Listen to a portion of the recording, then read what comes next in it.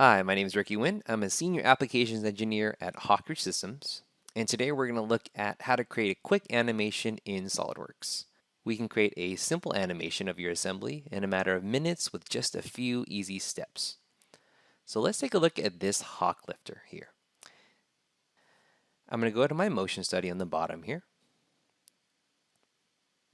We'll have Autokey turned on. When that's depressed, this allows the program to automatically create keys whenever it senses the change. So in this case, we'll be zooming into the hawk lifter first. To do that, we're going to scroll up until we see the orientation and camera views. We're then going to designate a time where we want to be zoomed in. We'll move the cursor there, and then we'll just zoom into the model. Next, say we want to have the propeller spin a quarter turn about every half second for about 3 seconds.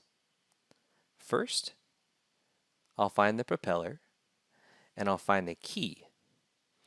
I'm going to copy it by holding down Control, left clicking, and dragging to 3 seconds. By doing that, I know the propeller won't start spinning until 3 seconds. From there, every half second, I'll turn the propeller, let's say about every quarter turn, all the way till about, let's say 6 seconds.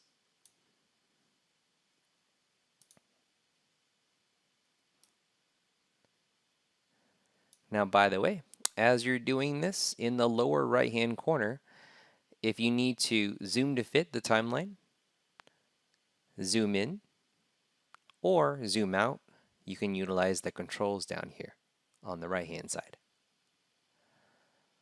So we'll go ahead and finish this up. You got a few more turns here.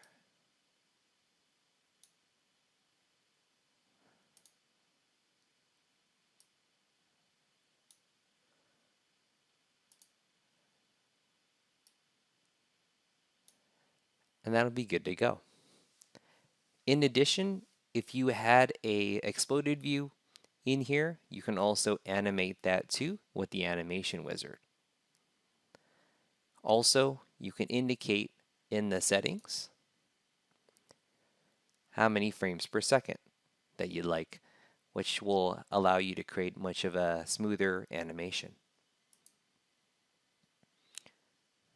From here, we'll go ahead and save out the animation with our different video file formats. We'll be able to adjust the frames per second here if we need to, and then go ahead and save it.